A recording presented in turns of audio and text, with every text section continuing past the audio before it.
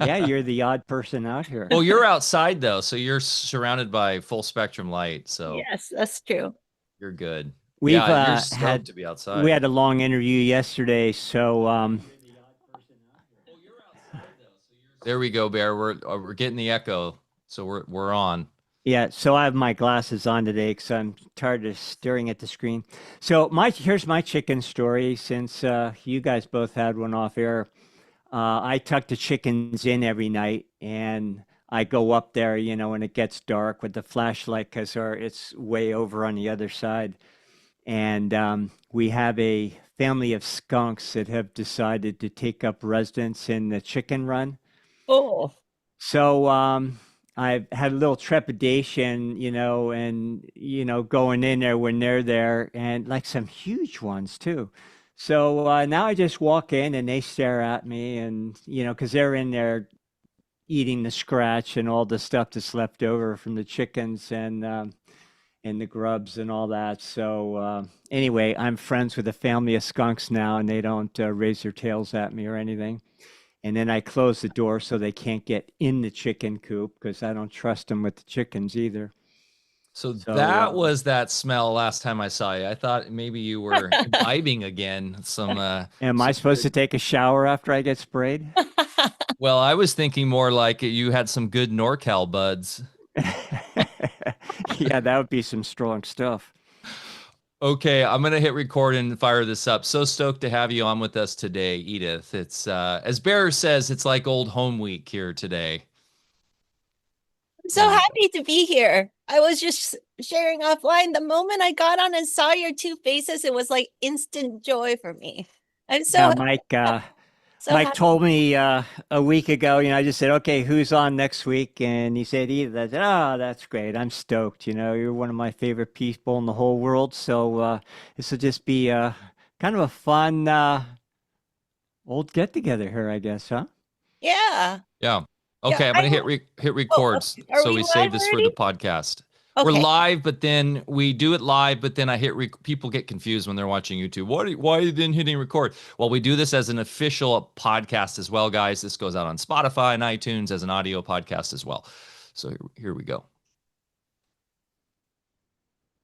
And boom, we're back for another episode of Alfacast. I'm here as always with my partner in good deeds, not crime. Well, I guess it depends on your take. What you with the good Dr. Bear Paul Lando coming to you live and direct from the great state of Jefferson, where freedom still reigns supreme up here on the beautiful Smith River. I'm back here. Last few streams I was away, and man, it's good to be here. The resonance of this land is just so palpable and powerful. And yeah, we're enjoying a nice fall. Had a bit of rain, and got some sun coming back. And I'm still picking tomatoes out of the garden. So we haven't had that hard frost yet. But yeah, life is good here up on the beautiful Smith River, Bear. Yep. Same here. We're still eating grapes and everything. Even though it's been wet, there's still a lot of good fruit on the trees. So not too much longer though. It definitely feels like winter. I'm Yeah, wearing my Kelly Slater blanket shirt today because it's a little nice. chilly in here. Nice. Yeah, we got our first snow up in Mount Ashland last week, so we're getting already the snowboards out and getting them tuned up and the skis ready for the season. And yeah, it's the river is going to come up and the steelhead will be coming in before we know it. Today we've got our old friend, young friend, and longtime companion, Dr. Edith Chan, on today. You know, Edith. It's pretty special week this week, actually. Melissa Sell had sent me a photo of us. Believe it or not, 5 years ago this week, we were together at the first Music in Sky. Oh Uh, my goodness. yeah. Oh, wow. Yeah, Oh we my celebrated God. our 5 year anniversary on Tuesday. And wow, Cheers. what a Cheers. thank you. Cheers.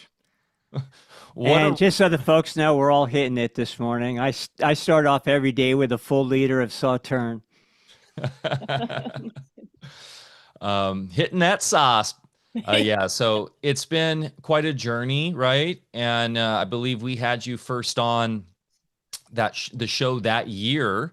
So wow, it's been 5 years, and I believe this is your. I just want to say, I don't even have words to describe how grateful I am for you guys being in my life, especially starting in 2020. It was like meeting with you guys was like stepping into a portal of whole new worlds of magical possibilities. I hadn't tapped into the germ terrain conversation, so Dr. Bear, I just so appreciate the gentleness with which you introduced me to that topic. Thank you, thank you, thank you. From my heart, really, thank you. It's not about the content, but just the way that you transmit the beauty and the wisdom and the knowledge. I'm so grateful for that. And I consider you as one of my major mentors in this lifetime. So thank you. Oh, well, thank you. Thank you. Very honored to hear that. And, even though that whole period starting in 2020 was meant to shut us down, they unwittingly made a lot of connections between all of us. And that was one of the blessings, is we all met each other. And the last time I saw you was the last Music in Sky.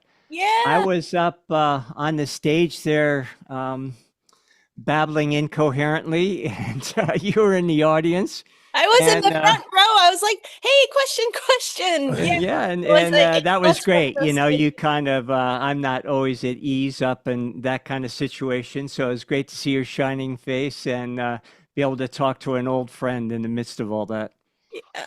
Yeah, thank you. Yeah, and we are working on a 2026 Music in Sky, so stay tuned on that. Yeah, let's jump into this. I'll do the little, I guess, necessary intro, and most of our audience already is quite familiar with Dr. Edith's work. By the way, we were on with Jason Brashears from Archaics yesterday, so if you guys haven't caught that stream, it was really good. It's on his channel. Bear and I had a lot of fun, and so we're kind of going back to back today. That's why we're wearing the glasses. Little screen fatigue, but well worth it to be here today with Edith. I titled this one, The New Human is Here, with Dr. Edith Ubuntu Chan. And you could really say it's the true human. Longtime Alfacast friend, Dr. Edith Chan, joins this episode to discuss her most recent trip to Thailand for a 9-day dark room retreat, and how this experience has aided her current practice of blindfold perception training. She's now working with adults, and she sees this as a powerful tool for transitioning back to our innate telepathic nature. Edith has devoted her life to exploring the frontiers of human potential while sharing her passion as a holistic medicine doctor to help fellow visionaries awaken to greater possibilities. Dr. Edith is a doctor of Chinese medicine and acupuncture and author of the Amazon #1 best-selling book, Super Wellness. Her academic background includes a doctoral fellowship at 5 Branches University, specializing in endocrinology and neuromuscular medicine, a 4-year graduate degree from American College of Traditional Chinese Medicine, and a bachelor's in applied mathematics with magna cum laude from Harvard University. Dr. Edith is really a dear friend of ours. We've gone through so much over the years, and we're quite blessed to have her back on the show today, Bear. Yeah, just always amazing. We've got a lot to catch up on. I'm so happy to be here. I love both of you guys so much. Just plus, whatever you're doing, please keep doing it, because you think you're so bright and shiny, just like amazing good vibes radiating out of both of you. It's so nice to be in your energy together. That's I always use the AI to touch up my image here. But I want to go to Thailand. How do I get to Thailand? Well, you can always just teleport yourself and portal over there. I'm working on it. It's really special. It's a little bit bittersweet because it's the very, very last dark room with Jasmine, and she's been on your show, and yeah, what a dear one she is to me also. So I feel really blessed that I got to take part in this very last dark room she ever hosted. So this was the very last one. Well, tell us about if that's a good place to start. I really want to hear all about it. Yeah, we actually had Jazz Muheen on the show too, way back in the day as well. If you guys That was at least a aren't decade ago, right? if you guys aren't familiar with her work, definitely, and if you're listening to this podcast, even you could hit pause and go check that episode out because it was really, really a good one. And she is maybe Edith, you could actually just give our audience a little clue into her work and who she is as well as you. I'm not sure I can do it justice because she's the author of something like 45 books. Wow. She has been so attuned, so aligned, and she's just she's just in this perpetual flow of transmission and creativity. So it's hard to kind of encapsulate that in a couple of words, or a couple of sentences. So I discovered her through exploring this possibility of breatharianism. But she doesn't call it breatharianism, she calls it source feeding, because it's this idea that we can attune ourselves so that from inside out, we're so attuned to the nourishment of pure source that she calls it the end of all your hungers. Your physical hunger, your mental, emotional, spiritual hungers, you're nourished the proper way. And so, as a byproduct of it, she at least experienced that she didn't need to eat anymore. Now, full disclaimer, if you're not at that level, don't be kind to yourself, know what level you're practicing at. And also, it's not in everyone's blueprint to tap into this possibility. But to know that there exists humans that are tuned into this possibility, I think opens a lot of, it's just an opening to inquiry and possibilities for all the rest of us. And Yeah. maybe for a lot of us, it's just like, oh, well, most Westerners are chronically overeating anyway. So consider the possibility that if we attune our practices, our lifestyles in a different way, we can decrease how much consumption and increase how much radiation and giving and emanation we can bring into this earth realm. Yeah, it seems incredulous to most, and I think we had a few comments to that effect after we did our interview with her. But there's a real scientific basis to why that's not only possible, but also a lot of historical data available from large amounts of people who describe their process doing the same thing and how it's a natural transitionary state before what some of us loosely call the ascension. And the ascension, of course, being nothing more than the natural thing that we are here to do, the main purpose of embodiment, and that it requires that we incrementally lose attachments to this plane and our attachment to the notion that we have to consume our own creations in order to survive, is, it runs deep into our emotional body and so forth. But we've talked very often about how even in different endeavors that I've been involved with, like biological ionization analysis, it shows that the average person, that's, in a typical dietary situation, still derives at least 70% of their nutrition direct from the atmosphere. And from that, we can start to extrapolate how it's possible to go all the way. But like you wisely already said, it's not a goal. And I think in our culture, we make way too much about what goes into our mouth and, which, let's just say, deepens those attachments to food in the first place. Yeah, it's interesting the 70% because in researching for my super wellness book, I also discovered that the detoxification and elimination, only about 30% is through peeing and pooping. The rest is through breath and your pores and so on. So, it's just being attuned to the fact that we've been misprogrammed to excessively focus on the food part when food comes in all ways, through meditation, through your attunement to source, through sunshine, through fresh air, through the good vibes of the water. nature time, barefoot on bare earth, we are energized and fed and nourished in so many different ways. And once you are aware of it, you feel yourself like overflowing with fullness and nourishment. But, if we're not aware of it, we miss out on all the ways in which we can feed ourselves. Yep. Not to mention just how more energized you tend to be when you're in that right flow. I know, like around Thanksgiving time and Christmas time, when just culturally we're stuffing ourselves, I feel like shit. Like a lot of times, I'm like, why did I just do that? I mean, how many people can resonate with that, same experience, right? But then for instance, Music and Sky, I choose really, I'm just too busy to eat. I just kind of fast on maybe some tea, and I am lit up. Obviously, I'm being nourished by all the souls around me and the energy of that event, but I can just go, go, go, go. And we talked actually about this a bit with Jason yesterday, this idea that we're all superconductors, Yes. right? And yeah.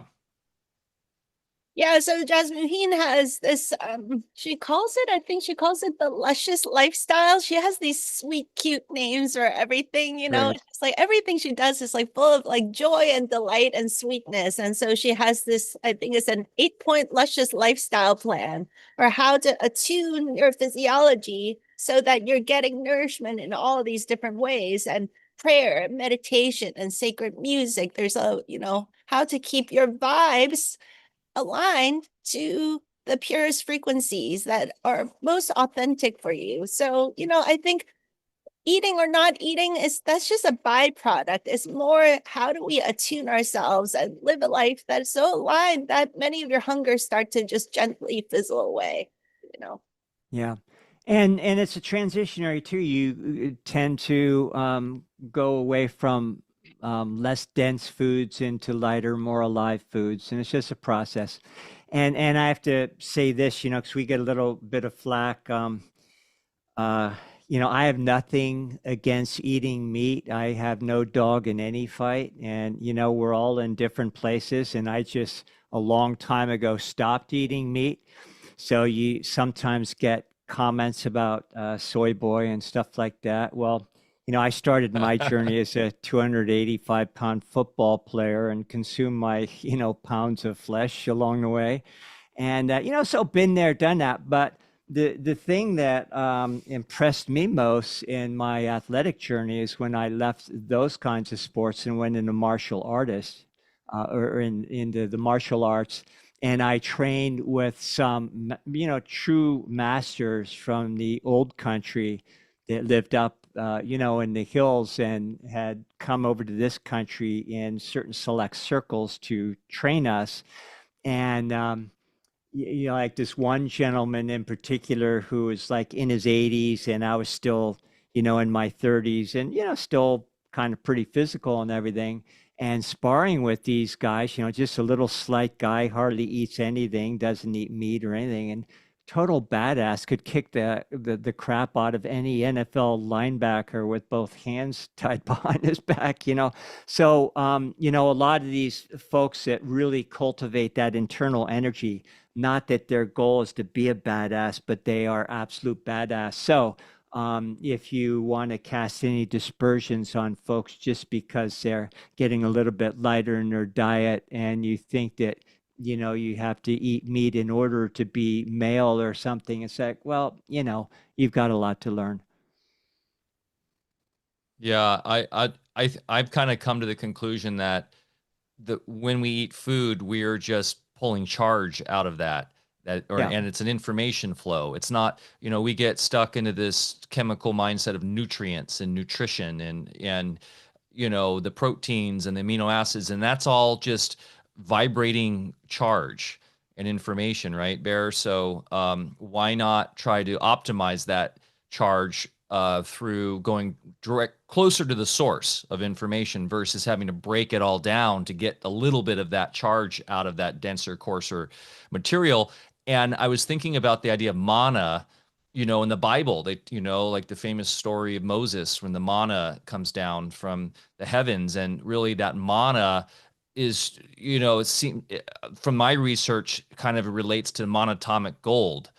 And we, of course, have that in our product line, and we generate that ourselves in our own inner alchemy. And so literally the Bible's talking about this. It's not this like bread that came down, but it is our own innate charge that we can generate ourselves. And then, of course, you had the alchemists of old that were creating the monatomic gold.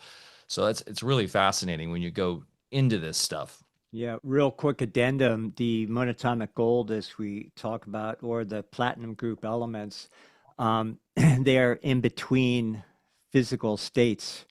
And they have a very special activity within our body. When we consume them regularly, they reintroduce or recultivate our innate nature of superconductivity in our nervous system, which of course means that as information is transmitted through our nervous system, there is no loss of signal, no loss of energy. And when you enter into a fully superconductive state, that's when you don't need to bring in energy from external sources and go through a very laborious energy consuming process of extracting it from food in the first place. So I think this is a great segue, Well, Edith. I would like to make a point for the audience to consider that maybe at this current snapshot in time, the vast majority of us maybe aren't quite at that moment in our evolution to click into this possibility, but just consider that this is planting a seed for all of us, that there comes a time when the consciousness across, we're hitting that 100th monkey effect with so many things. And later on, I'm sure we'll get deep into the blindfold perception stuff. And we're seeing this quickening process. The evolution is not a linear process. It seems like it's an exponential, very rapid growth that's happening. And so just be aware that maybe 5 years from now, 10 years from now, we will all get back on this show with whatever platforms are available 5 to 10 years from now, and just giggle at the fact that remember when people used to have such a hard time with that breatharian conversation, and now like half of us are at that stage in our evolution now. Just consider the possibility that there is an exponential evolution that's happening. And so, yeah. I love that, Edith, because I was immediately going to like this idea that we're like in the Kali, the age of the Kalis, like we're in the Kali Yuga, right? And so this is, according to that tradition, the densest time. So it makes sense that people are so materialistically focused in with the need to eat, coarse food like that. But I love your perspective because, of course, that, the Kalis is like thousands, years, and we're a long way away. But what you're saying is, no, it's not. It's like this can be something we manifest quite quickly in our own timeline. Yeah, and I going into dark room. So the last time I did dark room, by the way, is an 11-day dark room retreat, but 9 days is in darkness. So the first and the last day is like a transition time. So there's 9 whole days in darkness. And the last time I did it was 2013. And if the audience has tuned into those episodes previously where I shared the story of how it was such a profoundly life-changing experience, and when I came back, that's when Kabrim started showing in my dreams, and then that's what got me into the trajectory of working with children and education and all that stuff, right? So it was a profound life-changing experience in 2013. And leading up to that last time, I had done a lot of exploration of attuning my lifestyle so I could be more source fed, not completely, but more. And so I had done intermittent fasting, different sun gazing practices, different alchemical practices to purposefully feed myself in alternative ways, or maybe the true, more efficient ways, So I felt really confident going into that previous dark room that, yeah, I can tap into the source feeding pretty well because I was well practiced in it. Well, after I came back from that, Kabrim jumped into my dreams, and I just got on this whole trajectory of birthing children and nursing children and sleepless nights and 10 loads of laundry and Legos all over the house. I was like, not having time to meditate and juggling all the things. And then the world got bonkers in 2020. And so it was just like, okay, my whole business, my Chinese medicine business completely shut down.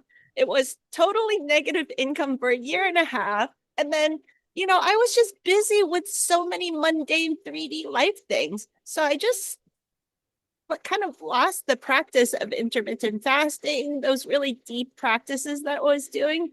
I stopped all of it. I was just busy with motherhood. So I thought, well, this is going to be interesting going into this dark room. Who knows? Maybe I'll need to exit the dark room and like go to the cafeteria and find some food or something. So in Jasmine's dark room, she has just water and she has juice delivered by the staff. In Mantak, She has what delivered by the staff? juice. Juice. Okay. Just juice. Yeah, just simple juice. In Mantak Chia's darkroom retreats, he likes to feed the participants a really precise diet of various foods that have high tryptophan levels, with the idea that you use that food as building blocks to increase DMT production and other neurobiology that hopefully enhances your visionary states. Jasmuheen is not in that flow. She's like, just alchemize everything, just breathe, and there you are, So I had some trepidation going into this one because it had been something like 11 years since I'd done really serious fasting and those deeper practices. And I was shocked. The moment the darkness came on, all hungers just disappeared. Interesting. 9 days of no food. I didn't even think about it. It didn't even occur to me about food until like the last couple of days when they're like, we're gonna get ready to exit the dark room. And then everybody started giggling about like, ooh, I can't wait to eat something. And but it was amazing how naturally we can just click into it just by dropping into silent stillness and relaxing into it. So one of the biggest message that came to me with this dark room is that maybe the age of grasping for these special abilities, that's gone. It's just a matter of relaxing and dropping back into remembering that these are our natural innate possibilities. And as you relax more and let go of the stress and tension, everything just flows, and allow these magical possibilities to show up in a very joyful, natural, easeful way, without strain, without stress. Just let it be natural. Absolutely. Well said.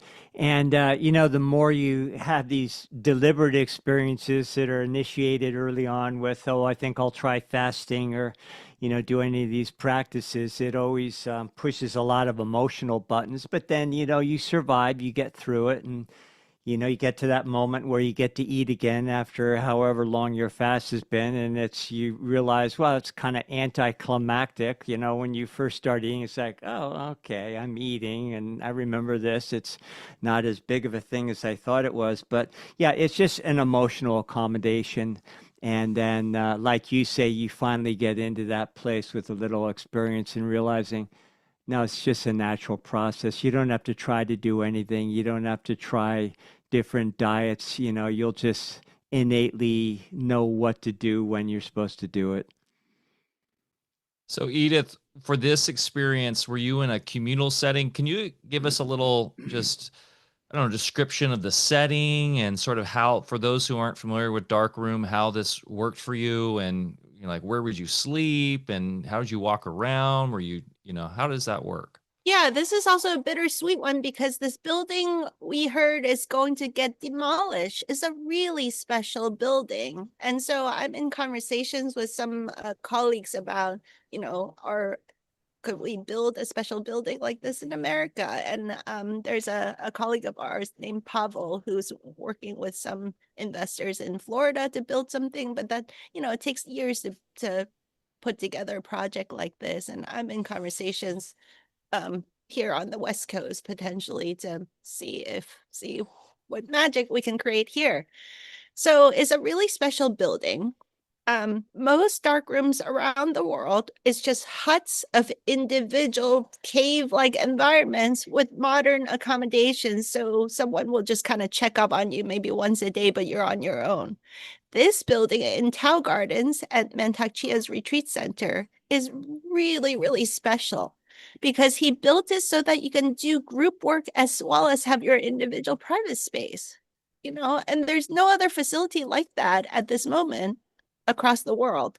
So the building is a two-story structure where along the perimeter you have all these private bedrooms, and each bedroom has its own private bathroom. So you can have a private room or you can have a roommate to save money, but is individual rooms.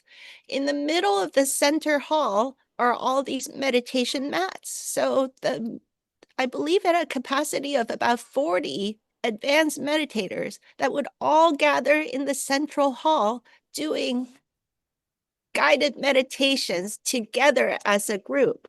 So the field is very, very potent because we're entering into coherence together as a group of advanced meditators using the technology of the darkness to go extra deep into our meditation. So it's like exponential synergistic effect upon exponential synergistic effect to be able to do that group work. All the windows are covered with a dark cover, so there's ventilation. You can open and close the windows. There's a little crack for ventilation, but it's covered with this dark cover so that not one photon of light can get into the building. And the service people— That's what I was going to ask, Edith. How dark is it? I mean, are we talking? Completely not one photon of light can get into the building. And then the front door of the building has at least 4 layers. I believe it was 4, maybe it's 5 layers of dark theater curtains. So when the staff comes in and out to service the building with water, with juice once a day, and also they still have these amazing Thai massage therapists. You can pick up an old school phone that doesn't have any light. It's just like an old school wired landline phone, dial 0, and the front desk is answers, and you can ask for a Thai massage in your room. So the staff pause their way in with— usually one of the staff is wearing dark vision, night vision, goggles. Wow. To hold the hand of a Thai massage therapist to guide them to your room if you need a session like that. But mostly they just go in there to service the water stations and bring juice once a day. And so everything is completely darkened.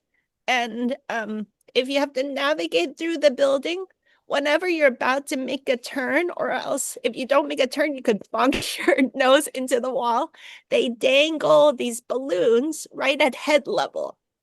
So you bump into a balloon before you bump into a wall, so there's a warning.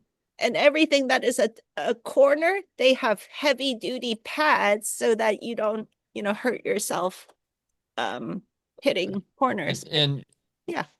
I gotta have so many questions. Sorry. Go ahead, please. So because I've been extremely intrigued to do this myself. There's actually a dark room retreat space in Ashland, Oregon. Yes. And you kind of just go into your own little hovel. It's like almost like a Hobbit house thing. And then and you can do like 3 days.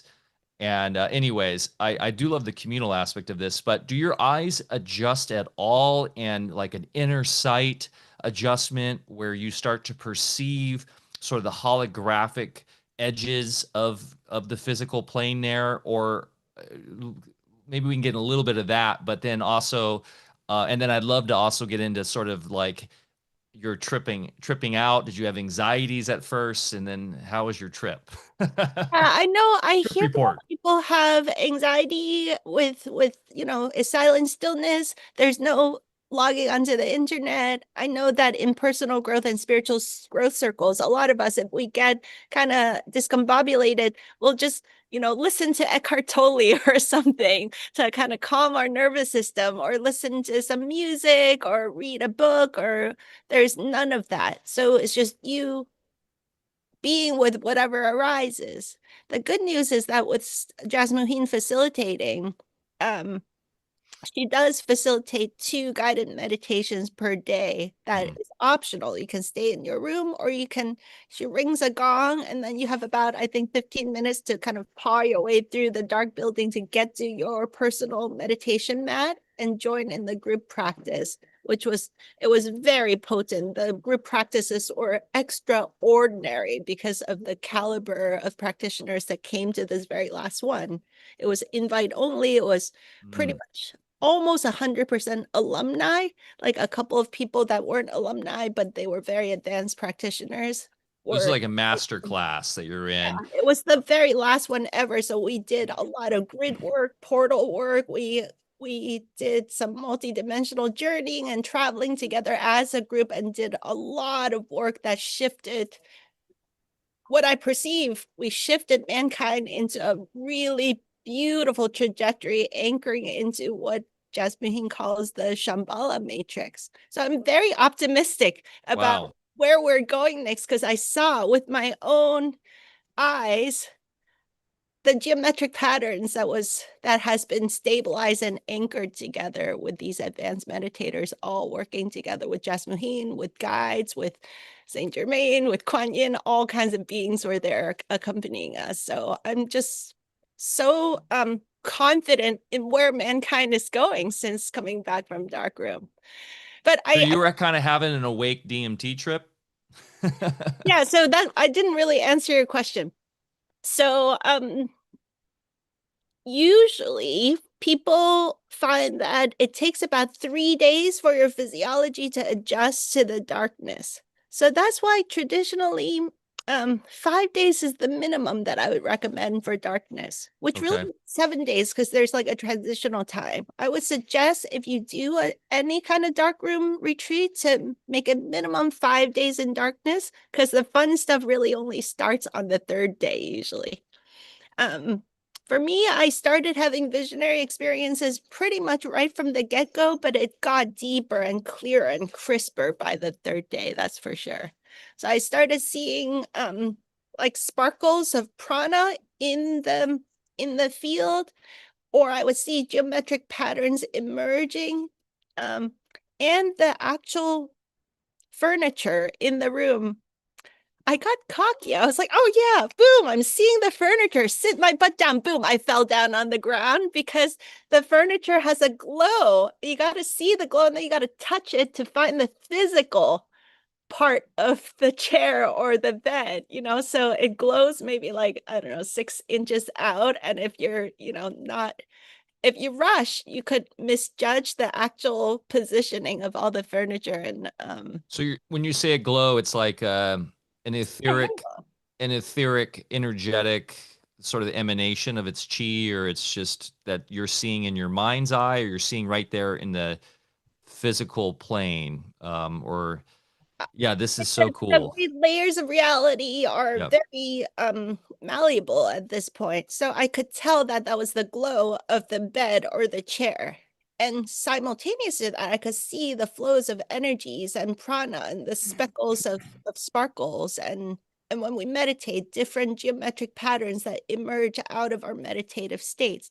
And I brought my blindfolds, and it was really trippy it's like, sometimes, because there was a leak in one of the windows, so we're like, is there a spaceship about to come? And they were like, and it turns out, no, actually there was a little failure of the darkened thing on one of the windows, and they patched it and it closed off. But sometimes you can't tell. It gets so bright that it's as if there is a leak from the outside into the building.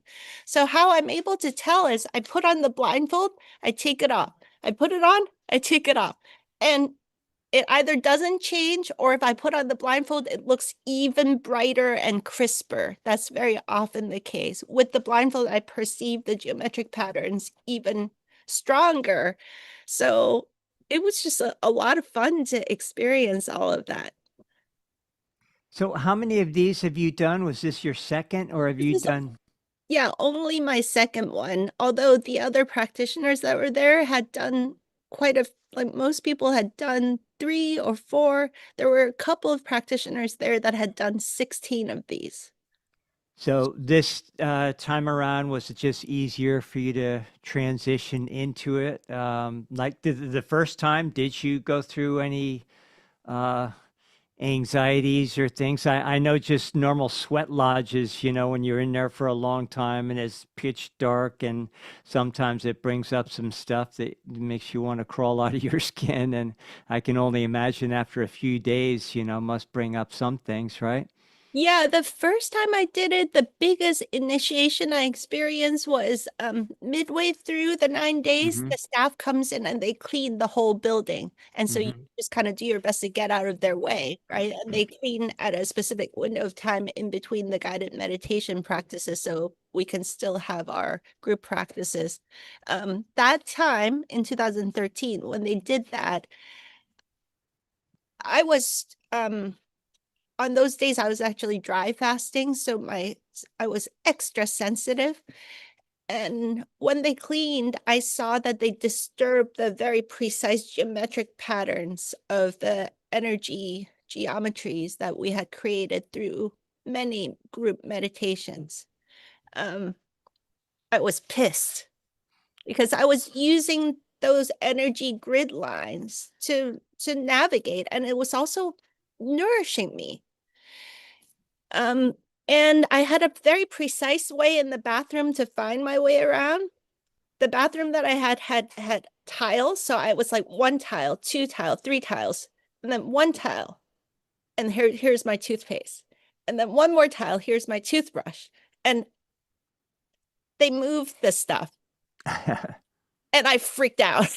It's like, how dare they? Don't they know how important it is? These precise ways in which we're navigating. So it in hindsight is kind of comical, but sitting there, an anger rose up within me that I had never felt before. It was like, how dare you disrespect the field and mess it all up like this? And anyway, I just sat with it and sat because there was nothing I could do. I'm just sitting there fuming with anger.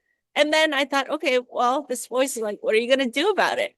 So I took some deep breaths and redid all the meditations and re-visualize all of the grid work. And then boom, it was actually quite easy to bring it all back. And that was when the Kogis came and said, "Good job. We've been watching you. Actually, this is the work that we've been doing for a very long time um to kind of band-aid back together all of the unconscious things that younger brother does on this earth realm." And now you get the frustrations that we sometimes bump into, and there's no judgment and just pure love. And so that was in 2013. It was quite an initiation. And after that, they taught me some really powerful things and beautiful lessons, and super grateful for that.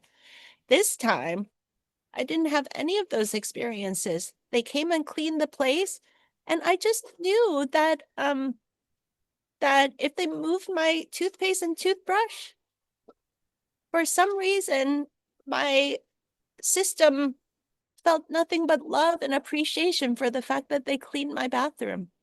And my toothpaste and toothbrush were totally in the wrong places, and I just found it easily. And so it was quite a different experience. And also because the grid work that we did this time compared to 12 years prior wasn't just creating a field for the dark room and creating individual evolution work. The work that we did was connecting the sacred cocoon of our darkroom space with all these sacred places across the world. And we connected it back to our homes. There was Jasmine King calls it triangulation to create more stability in the field, but it was like way more than triangulations. It was a multi-dimensional geometric patterns that we strengthened and reinforced and strengthened and reinforced. So there was a deep stability in the field and in my own inner being that I hadn't tapped into before, because it was all connected. My heart space was connected with all these sacred spaces, and I just felt like we all got each other's backs. The field is so stable now. It's not so easily disturbed by just, a few well-intentioned, loving staff coming to clean the place. It's not going to disturb the field. So I'm really grateful for that. Fantastic. Well, And also, you're contributing to the larger grid, the real grid with our friends behind the scenes that are waiting for people like yourself just to make those kinds of connections so they can bring in more light, period. So, how much of a transition on your return into the world, getting on an airplane, going through airports, dropping back down into the Bay Area, seeing the headlines? Yes. Yeah, Yeah, the assassination was the yeah. first things I saw when I came back. Mhm. Yeah. Um, for this retreat, a lot of my personal work was programming my cocoon with violet flame energy of transmutation, and a lot of good coaching by our dear friend and mentor Saint Germain. A lot of coaching from Guan Yin about the power of silent transmission, just the radiation of pure compassion and love 24/7, 365. And so it was just a way smoother transition.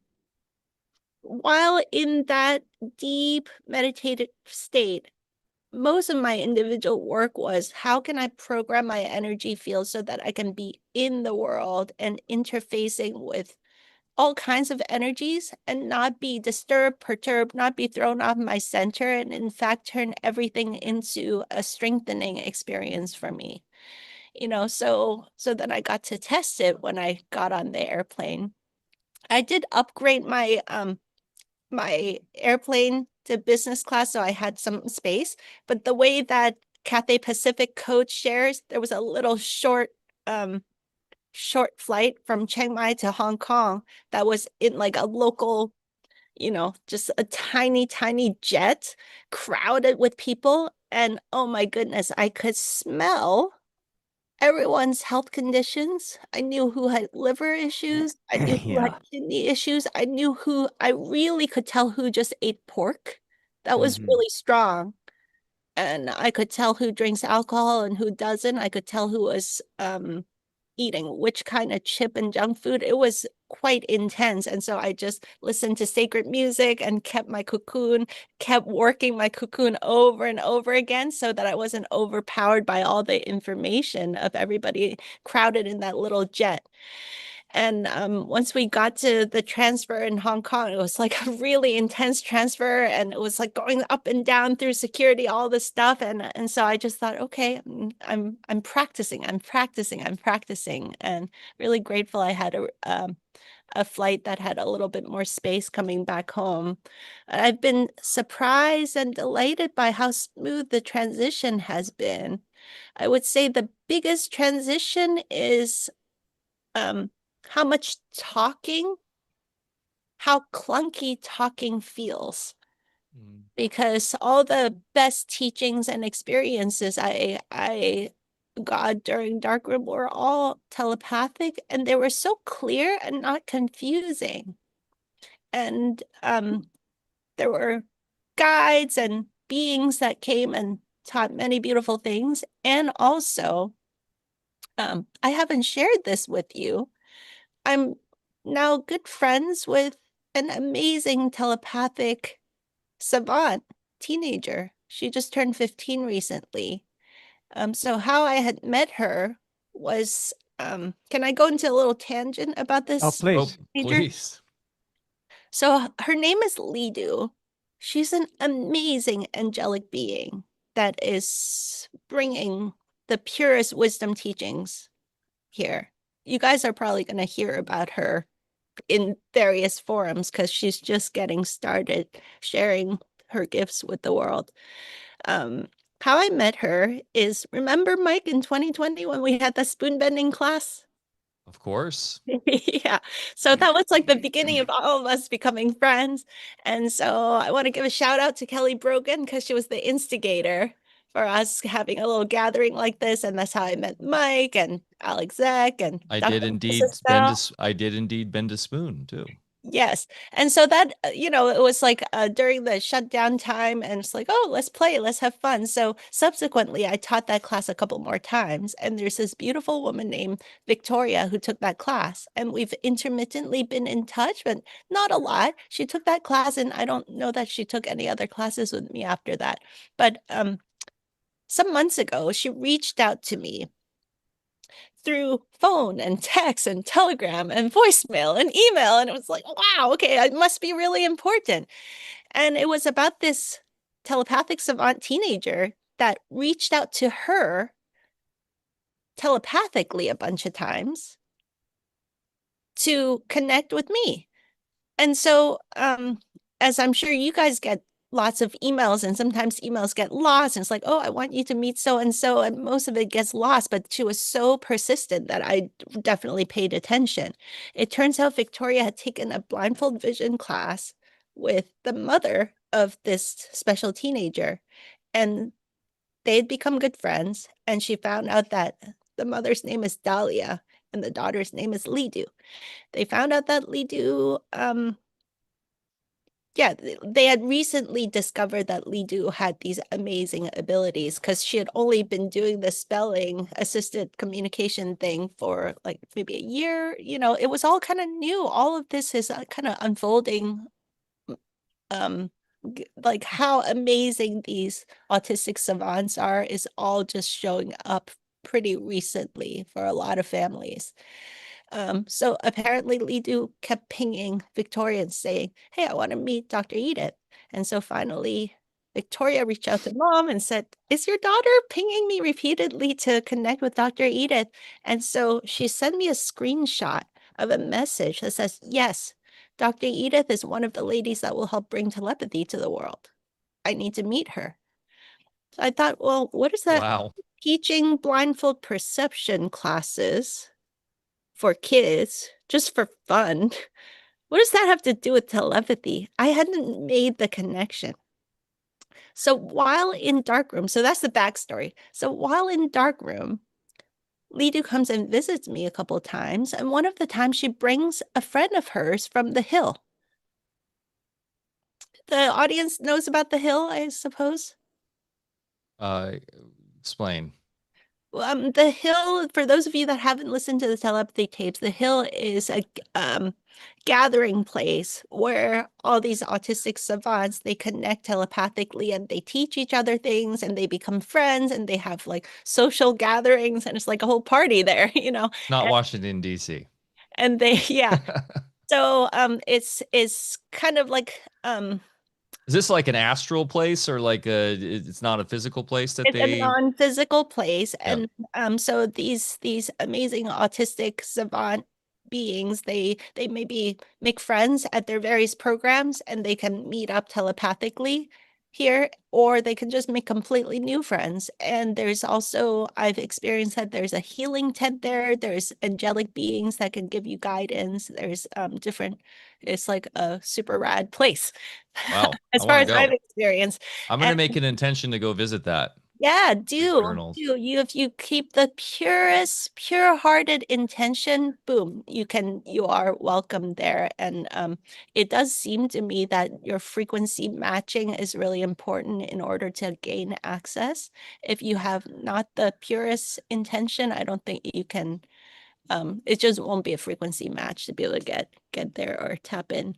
So yeah, so she brought a friend from the hill, and they taught me some, telepathy 101 exercises, basically. And I had been receiving some dreams with Lidu over the course of some months now, ever since I connected with them through Victoria.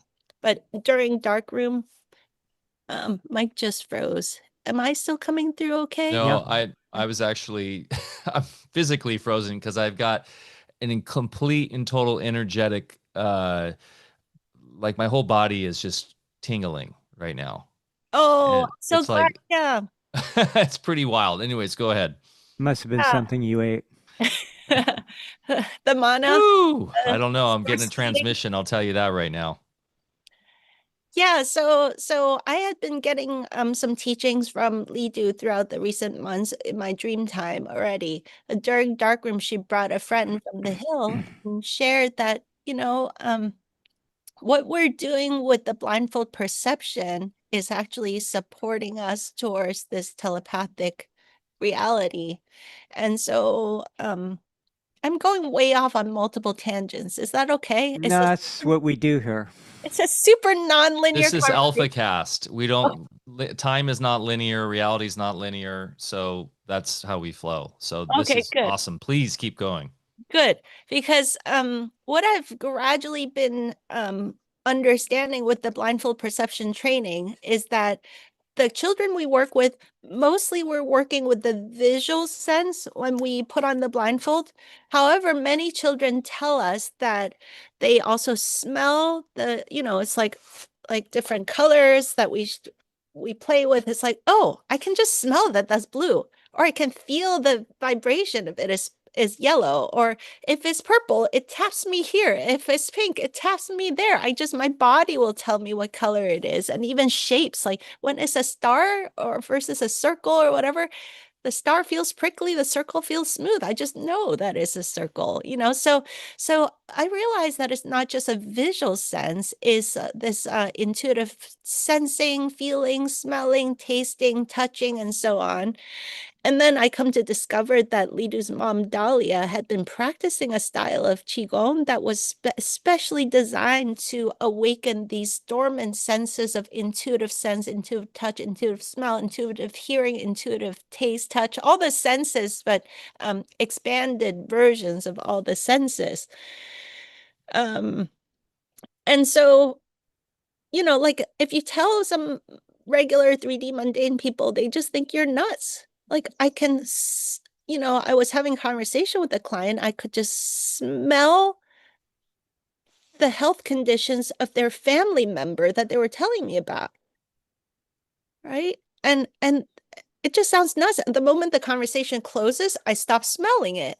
So there's all these intuitive, expansive senses that I think is worth us talking about and start normalizing it so we don't feel like such weirdos when we have these experiences.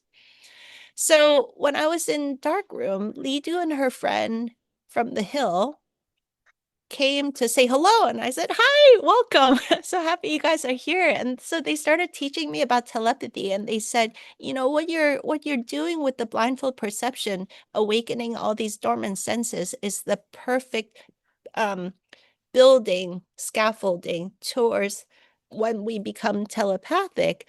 And so they slowed it down and gave me this little lesson of, let's say I'm telepathically trying to tell you strawberry. Well, a strawberry has a color to it and a visual image to it. So many people are aware that telepathic transmission, you would just like project the visual image of that. But actually, so much more than that. Smell the strawberry and really feel like what it's like when you're smelling a strawberry and you transmit that smell to the receiving party. What does it feel like to taste the strawberry? Like, really taste it, and then transmit that experience to your the recipient, and feel it, the texture and the energetics of it, and the experience of the strawberry. All the senses, wake it all up, experience all the senses, and as a packet of information, you transfer it to the other party, and there's absolutely no confusion. All of your senses are being transmitted and received in this way. And so that's a good way for us to start practicing this skill and wake this circuitry back up, because it's innate in all of us. We just have atrophied it and we just haven't been practicing it. So they said, okay, now you try a pineapple. Let's try an orange. And so we played this game back and forth with different fruits, going back and forth, like to engage all the senses. And it just felt so fun. I felt like I was like de-zombifying myself, waking up all this innate dormant senses to practice with them like this. And I've been really digesting and integrating this transition that we're all going through, where we enter back into our natural telepathic communication capabilities. And it's going to be a really beautiful world because there's so much less misunderstanding. There'll be so much more harmony and peace when we communicate in this natural way again. Yeah, I've talked about this on previous Alfacasts, how language is very left brain, it's very analytical, and it's symbolic, and it's very, very limiting in terms of phonetic language using like a traditional English or Spanish, or even Chinese. It's symbolic. It's lacking those notes in between, right? The qualitative elements. I mean, we can use very descriptive language, right? As much as we can, but it's still extremely limiting, and it's not getting across a lot of that intuitive moment by moment beauty and luster and just all of the the mid notes, the, as we say, Bear, right, in music, right, like those. It's only getting like the core sort of chords over, and it's not getting the harmonious connective flow Yeah, of the the music. Yeah, information is not carried in the keynotes, and it's in the yeah. midtones. There you go. That's what I wanted you to say. That's what I was trying to get at. So, yeah, like, and people say when they have these interactions with these other, ascended masters and these beings, they're not getting a language delivered to them. They're getting imagery, they're getting emotions, they're getting a deeper communication. And I think that is a very powerful way of awakening that's so amazing, Edith. And it brings to for me, I'm just kind of still, thank you for allowing me to talk about it because I haven't had these conversations yet. It's all so fresh and new. I've talked a little bit about the transition from blindfold vision to the telepathy stuff with our recent adult blindfold workshop that we just did. So, but this is all really fresh and I'm still integrating. But as you're talking, I'm realizing, besides the fact that communication gets really clear and less confusing, less misunderstanding, it actually forces all of us to come into coherence and congruence within ourselves. Because it when you're attuned in this way, you become hyper aware of where your consciousness, your thought patterns, your emotional patterns, your actions and behaviors, your embodiment of the information, where there is incoherence and misalignments. And so as a society, we'll become really attuned to where we are not congruent within ourselves, and we have to bring that into congruence. Otherwise, the transmission of information gets really confused. And it's just a more beautiful way to do life. I mean, how do we create anything and manifest anything? It's smooth, flowing, and effortless when our consciousness, our thoughts and intentions, our emotions, our actions and behaviors, all of it is aligned and congruent. When it's not, you don't manifest very well. Yeah. And you brought up Saint Germain earlier, and in the original teachings that Saint Germain brought forth, they go into great detail on how to do exactly what you were just describing. So when you're getting into all the different dimensions of a strawberry, that's part of the bringing in the full hologram into your imagination. And Saint Germain teaches how the imagination is part of the Holy Trinity. The other one is taking your attention and being able to fixate the attention single-mindedly. Then you use the imagination to vision whatever you're trying to convey in this case. And then the third part of the Trinity is to envelop the entire process with your feeling from the heart, not a a human connotation of love, but, pure, um, unconditional love.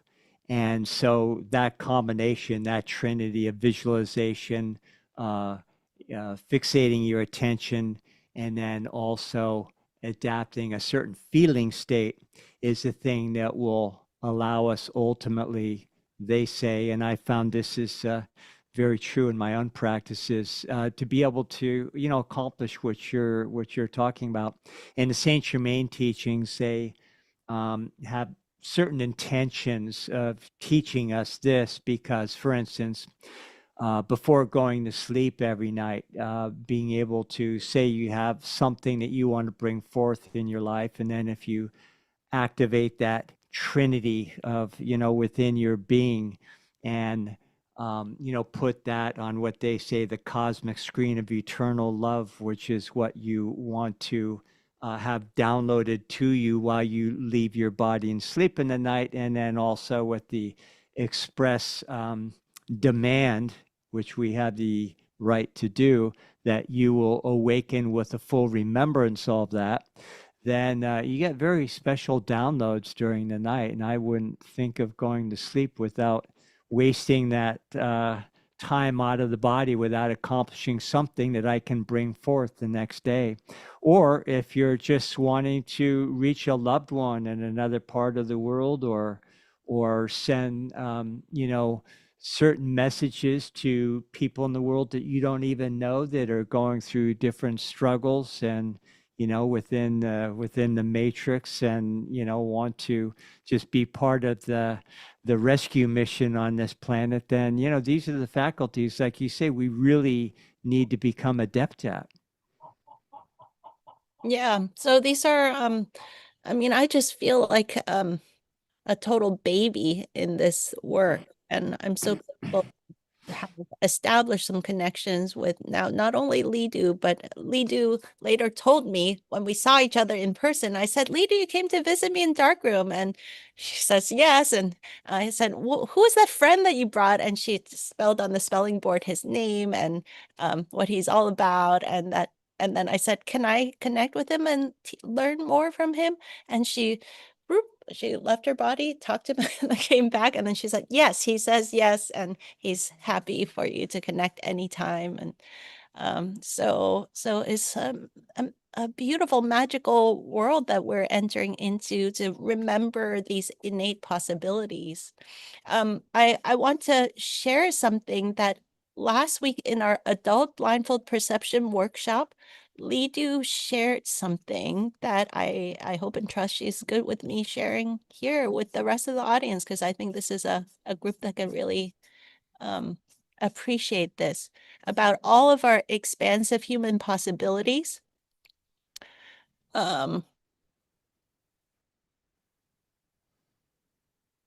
we were doing blindfold vision at this point in the workshop. And so she was kind of giving us some tips, because in the workshop we did blindfold smelling and hearing and touch and sensing, and we worked with many different senses. But when we got to the blindfold seeing part, she said, seeing the room doesn't just take eyes to tell. Teach yourself that seeing exists through attention. Test all sorts of senses to teach yourself a lot of ways to perceive. Seeing takes team assistance. Whenever she says team, she uses that word because the word angels is, some people are blocked by that word. So she just says your team, like work with your team. Okay. Seeing takes team assistance. This is the key part. She said, don't ask for the ability to see more because you already have it. Just ask your team to help open your perception about your ability. Real sight is limitless. Seal it when you experience it. That's amazing. And yeah, so true. I love that these autists are connecting with the angelic realm. Some people get triggered in our space, especially in the health, coming from the health freedom space, this idea that we're looking at these autistic children as these sort of saviors, because there's obviously a deep connection between the state of autism, back the, I'm going to be careful here on YouTube, And the but various agendas, yes. various agendas. And I sort of counter that a bit with, and we discussed this a little bit yesterday on with Jason, this idea of the reality counterbalancing itself. And there's this idea of cause and effect, of course, and as one of the sort of functions of the universal laws here. But what's your perspective on this, Edith? Do you see this as sort of when the dark forces push this hard, and the light then rebounds back with solutions, and that these children are sort of a bridge towards that reality? And we're not saying that everyone's going to become autistic and right as sort of a progression or evolution towards this new psychic nature of ours, but maybe these children are sort of, for this specific time in this specific age, are a bridge that the reality has unfolded due to all the forces at play, if that makes sense in how I'm framing this question. For any of our friends in the community that have special needs children, I just, as a parent, I just want to say, I just want to send you so much love, and to have a child that requires a ton of care and attention 24/7, 365 for their whole lifetime, that is very intense. And I do not take that lightly.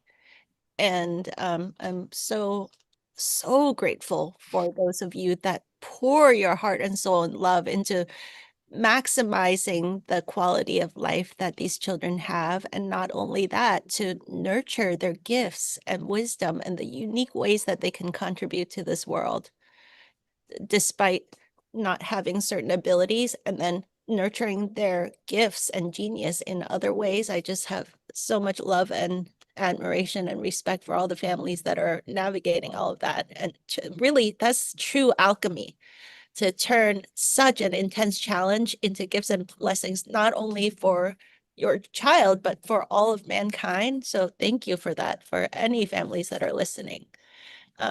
And I agree, it does seem like the intense extreme agendas kind of backfired. And so I don't have tons of experience with them. I know our sweet dear friend Veda Austin is working with a lot of autist geniuses right now, and so she has probably a lot to say. Maybe bring her on next. Well, we had her on a couple of weeks ago, and we touched on this. And actually, Dr. Diane Hennessy, she of course is the main character or main person in the telepathy tapes, and we got to hang out at Confluence, pretty intensely. We hung out a lot, and she actually lives in, and I think it's okay. But I won't say where she lives exactly, but she lives right by our other place, like 5 minutes away, in Southern Oregon. And so we were trying to connect, and I did hear back from her, Bear. She does want to come back. She does want to come on the podcast.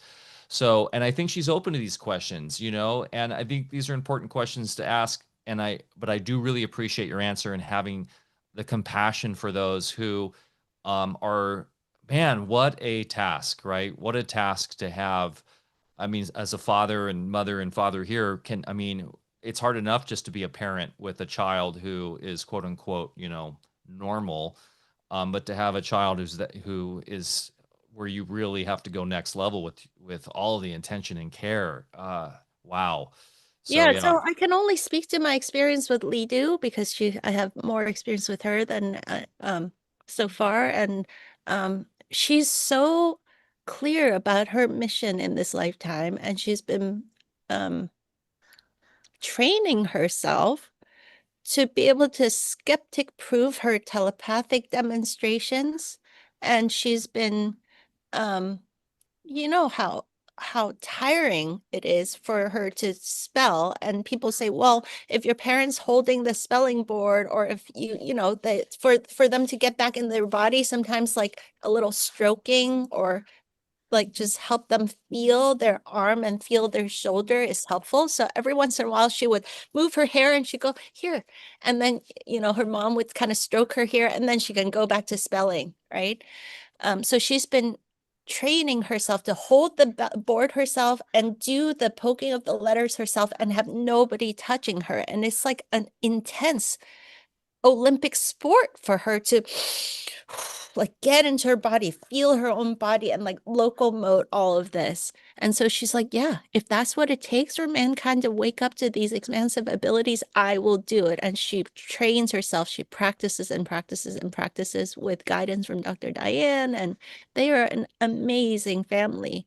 And recently she got to a place because she has a friend in her spelling camp that's also been training. All these kids are so amazing despite their difficulty locomoting their bodies.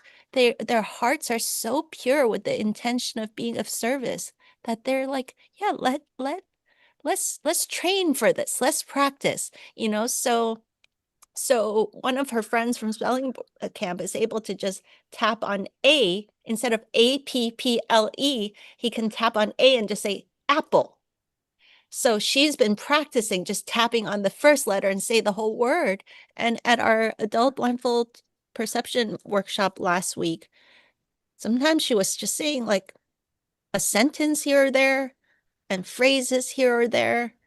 She's like really working on talking and working on her physicality and physiology so that she can be a better teacher and transmitter of this wisdom. I'm just like so moved by her commitment. It's amazing to witness.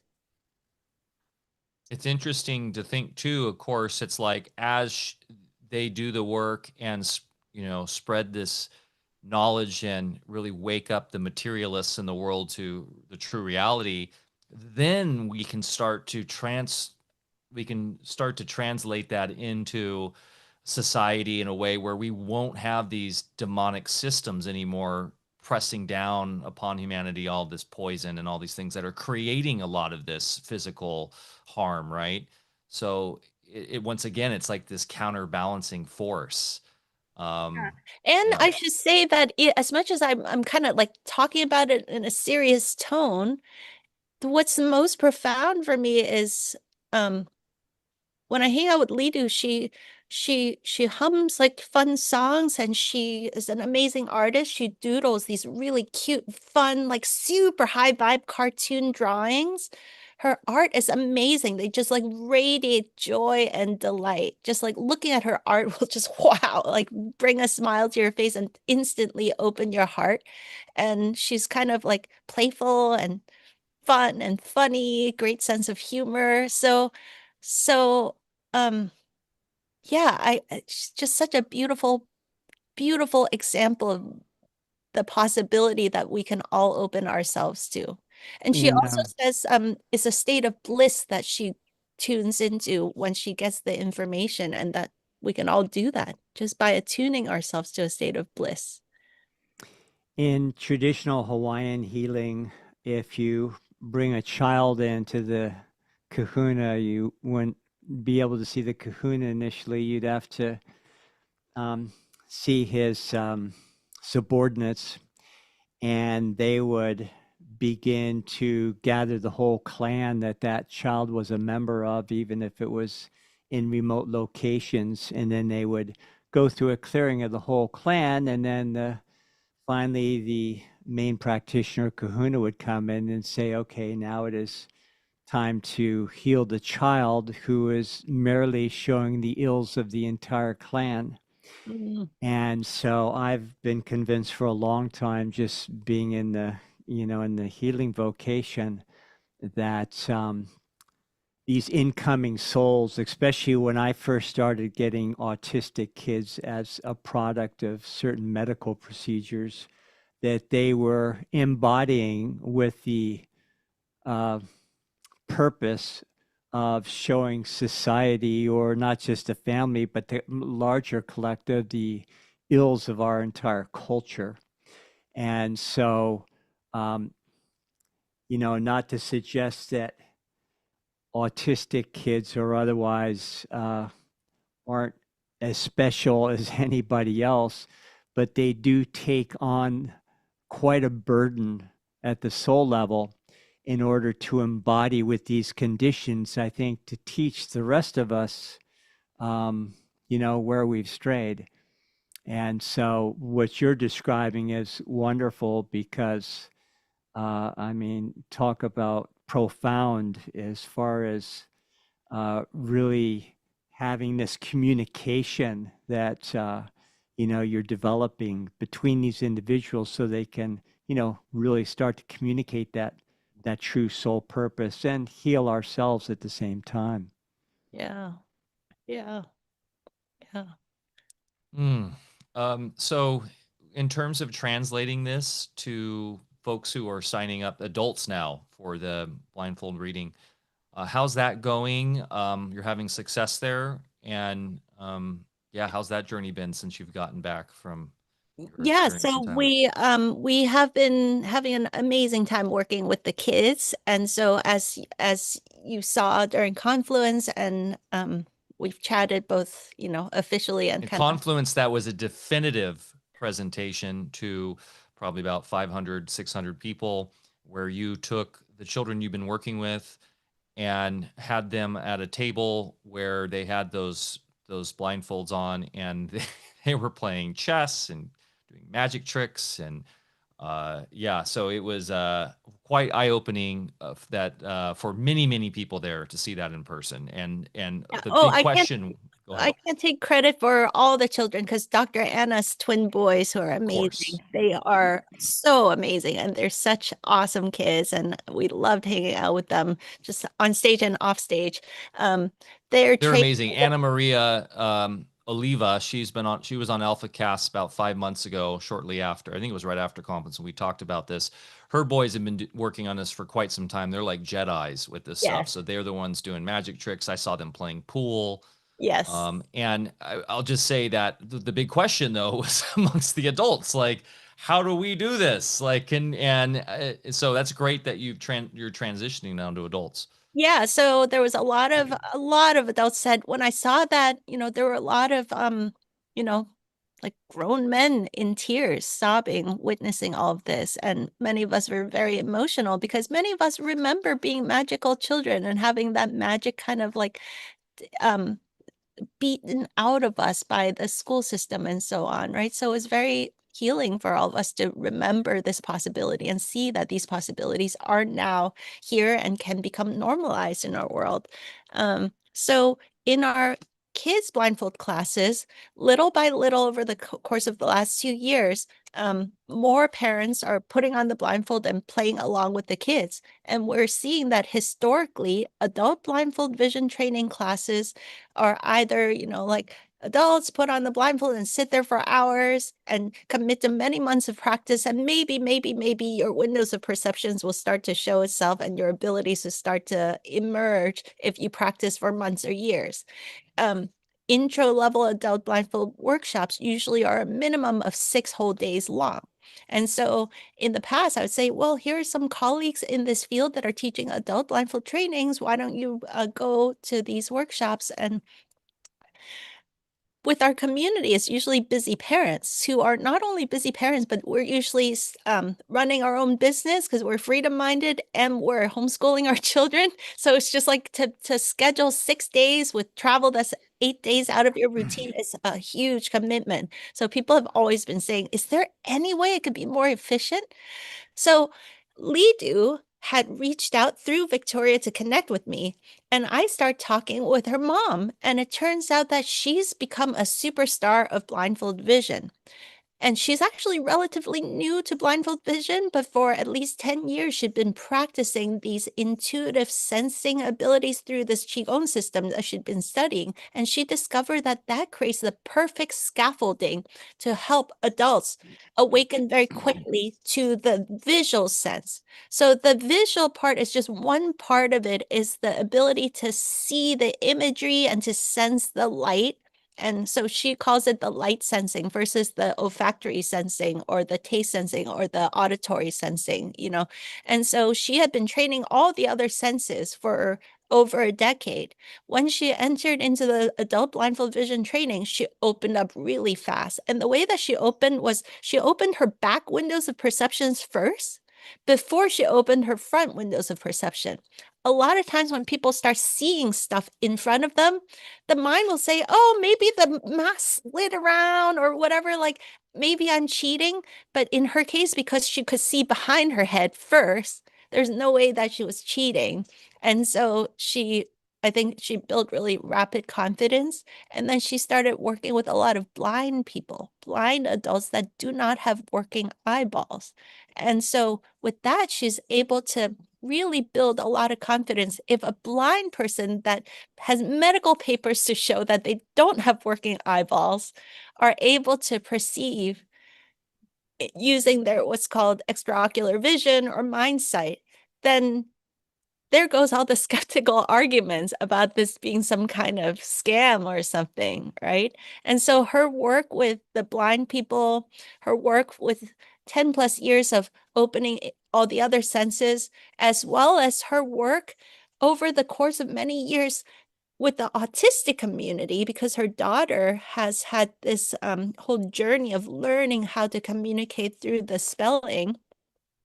She just has a really special gift of building the skill development for awakening these dormant abilities in a very methodical progression that works really well. So I'm so grateful I went and studied with her. I traveled to her place in Utah and she taught me her methods, and then together we collaborated on building this adult blindfold perception training. And so this initial one, we kept it small, only 15, 16 people, and we proved out that we can all do it. And yeah, everybody was perceiving colors by day 2, and everybody had some kind of experience either with hearing or smelling or touch or these other senses getting really clear that yeah, we have these dormant capacities and we can keep practicing and keep strengthening it. So we've proven the concept now that in a very short amount of time, just a 3-day workshop, we're able to awaken these dormant senses in adults. And so now we're looking at probably in March, we'll bring back another adult workshop and just keep the fun going. That's so cool. And yeah, I really want to get into this myself. Because it, like anything, right? It's like going to the gym. You're just developing these skills through your will force, and it seems to open up all sorts of other, elements to the grander connections to the unseen realms. So, have you found by engaging in this blindfold, work yourself, are people experiencing more vivid dreams, lucid dreaming, going out of body, any of these other psychic states? Yeah, so we've worked with over 150 kids, and by the end of this year, it'll be over 200 kids. And so we have a lot of stories with the kids telling us, since I started doing blindfold vision training, all these fun things happening in my dreams. Like, for example, one child was reading a book and she did her first blindfold vision class. And that night she dreamed the whole next chapter of her book, so like interesting abilities like this coming on. Children that tell their parents about birth memories after doing the blindfold perception class, maybe it just kind of awakens the dormant memories of many different senses. And so it just unfolds naturally. These conversations come back to life in the family interactions. Or maybe it's just the fact that the children now feel like, oh, I guess in this reality system that I've just incarnated into, these expansive abilities are useful, are welcome. Because I remember as a kid, I would see all kinds of stuff. I would tell adults, and they're like, that's a nice imagination. I'm like, is it an imagination? I mean, it seems really real to me. And then after a while, you just shut it down because you realize, oh, I guess it's not useful in this reality system. Why would I waste my energy there when, I'm supposed to sit down, shut up, and do my boring clerical workbook in a little desk? I guess that's what this reality system values. So with the children, when we show that we value these things, they will naturally keep teaching us and keep blossoming into these abilities. In the adult training, is still quite new, so we'll see what it opens up. But do you know Laura, who's the fire dancer at Of course, Music Laura. Sky? Yeah, she's a dear friend of mine. She came out to Mexico for Anarchapulco, and yeah.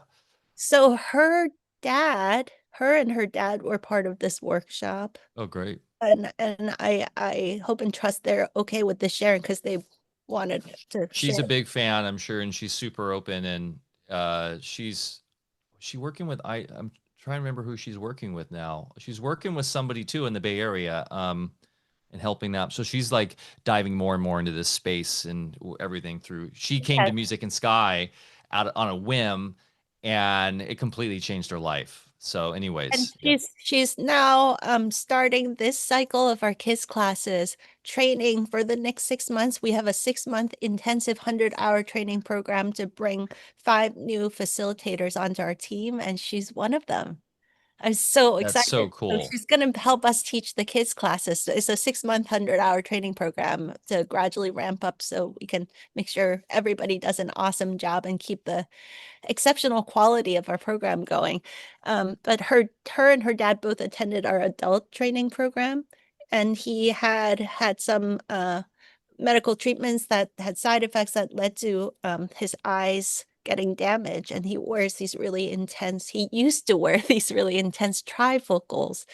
After the first day of our workshop, he was hanging out with all of us, so kind of staying afterwards, and it was a full moon, and we were staring at the sky, and he was like, I'm seeing double. What's going on? And then he went back to his hotel room and took off the glasses and I don't need my glasses anymore. And the next day he tried not wearing the glasses and he's seeing everything clear. Now a few days post the workshop, he's at home and he's seeing the tiniest like little fine print, everything without it. He completely healed his eyes in these 3 days. But it started after day 1. That's So so cool. We just had Jacob Lieberman on, who's uh, very influential in this space and yes. has very much documented and proven this in terms of eyesight. We do have a little bit of controversy in the chat, and I do want to bring it up because I think, to set the record straight. So there is a gentleman who says he's taken the class and you aren't being honest in that the blindfolds are not true blindfolds, that the kids can see right through them. Yeah, I'm so glad you're bringing it up. Yeah. So the blindfold looks like this. There is a possibility of wearing it in such a way that I'm going to exaggerate, where you can peek through a crack, Yeah. right? And so maybe we shouldn't call it a blindfold. We can just call it a training mask. So what happens is initially when you put this thing on, you have all these dormant abilities that can awaken. In our kids class, we keep it short and fun and lighthearted. With an adult class, we can go longer, right? With the kids class, we're like, okay, we're going to focus on the visual sensing abilities, even though a lot of kids still tell us they can smell or taste or hear the colors and all these other senses awaken naturally. But if we're going to focus on the visual sense, we discovered a quicker path to it. Our program is only 4 kids classes. It's a 6-week class where the first week and the 6th week are parents coaching calls to support the parents in co-facilitating the program with us. The core 4 classes are the kids classes. And so it's a very short duration of time to kickstart these abilities for the children, right? If we had longer, we can kind of slow it down and do it more like the adult method where we touch the paper and learn to intuitively feel or sense or hear it. Like we can scratch the paper and shake it, and we get to the point where we can hear a different hum with yellow versus green versus blue. We can slow it down. And then when we get to the visual sense, the mind, the skepticism is not so present because we've awakened all these other senses. So I'm really grateful to Dahlia for all these other additional methods to build up to it. For the kids, we're trying to get like a faster, more fun, direct path, right? So what we discovered, and this is thanks to the work of InfoVision, which was created by Mark Komisarov and Mihaela Isradi in Eastern Europe. Their work is, Mihaela is featured in the Superhuman documentary, for those of you guys that have seen that documentary. Yep. So sadly, Mihaela has passed on, and Mark Komisarov, we're not sure if he's around. He stopped doing this work some years ago, and it was just Mihaela that was doing the work for some years, and then she sadly passed on now. But part of their contribution to this field, there's so many different methods for mind sight, extraocular vision. Their method, called infovision, they discovered that if you allow a little bit of light leaking into the mass, it quickens your ability for your brain to process visual light sensing information. If you seal it completely, you will still develop the ability, but it might take longer. Addition to that, many methods, Dahlia has developed a method, and then also with InfoVision, using a flashlight or being outside in full spectrum natural sunlight can quicken your sensitivity to the light information. Once you get stronger and stronger, it's just like a sport. Initially, you want to help it out with these other supportive tools to quicken the path. Gradually, you can completely seal the mass, or you can be in a way darker room. You don't need the assistance after some sessions. Does that make sense? So we use these different ways to assist the initial activation. So in the first class with the kids, we often say, okay, kids, put on the blindfold in such a way that is comfortable, and just allow the tiniest amount of light to leak in. So not totally sealed, because when the mass is really, really tight and completely dark, the ability can still come on, but it might be a little bit slower. Also, if it's cinched really tight and it's uncomfortable and distracting, it makes it harder to kind of get into that flow state where you're just playing the games, and you want to get people to forget that they're even wearing a blindfold. Does that make sense? You just go right into playing games until it's like, oh, wait, it's blue, it's yellow. And the kids get into the flow. It's like red, green, purple. Initially, they're like hesitation. Is it green? Is it yellow? Oh, my mass is itching or whatever. When you get them out of that state and they're not distracted by it, the activation starts to awaken. So that little bit of light can cause confusion sometimes, because people are like, are we cheating? What's going on? So there is definitely a trusting the process thing that happens, because that little bit of light awakens your brain's visual sensing of the actual windows of perception. So what we're starting to do now with some of our graduates is I'm surveying the kids and having the kids draw pictures of what their actual windows of perceptions look like once it stabilizes, and it looks nothing like the little crack. The kids will tell us it looks like circles of binoculars or multiple circles. And the circles get bigger and smaller depending on where they focus their attention. The windows of perception changes over time. Some kids tell us that it's like from the top down or from the bottom up, it's as if like half the mass just disappears and then they see it. But once they get tired, it just closes down. So the kids have been teaching us that depending on their state of being, if they're in a meditative state, a very coherent state, the windows get bigger and brighter and stronger and bigger and brighter. When they get stressed out and they're cranky, or their environment is a field of energy that's not very conducive to a flow state, then the windows kind of shrinks down and either gets blurry or blocked. So there's a progression of things, and eventually we get to the point where the kids that really are into it, not only do they have a couple of windows of perceptions that get activated, some of the kids, not all of them, will have these experiences of one of the windows like stretching all the way to the back, or they'll have a couple of windows of perceptions here, some back here. And when they're perceiving behind the head, the doubts will just start fizzling away. And if they start perceiving into the other room, then you build additional confidence. My kid started his activation journey 5 years ago, and I was never able to get him to practice the behind the head stuff until really recently. And now he's boom, boom, boom, boom, getting everything behind the head, not just one color at a time, 5, 6, 7 colors. And we've been playing with shapes and letters behind the head. And That's a very valuable case for this skeptics and cynics like we have in the chat here, who has an agenda, it seems, to prove that this is all cheating. I've seen specifically these children see stuff behind their head where they're not pointing their eyes at things. It's not a 50-50 guess, right? It's spot on over and over and over again. And then with Anna's kids in Mexico, they didn't have one of those blindfolds. We used a black shirt and we tested ourselves and put it around their eyes and then played football. And when they were catching the ball, their eyes weren't even looking at the ball. So it wasn't like they were cheating through a blindfold to catch the football. Their head was actually kind of cast a little down, and you could see they were somehow sensing the ball, and they were catching it every time. I then put it on. I was like, oh, okay, there's something here. I can do this.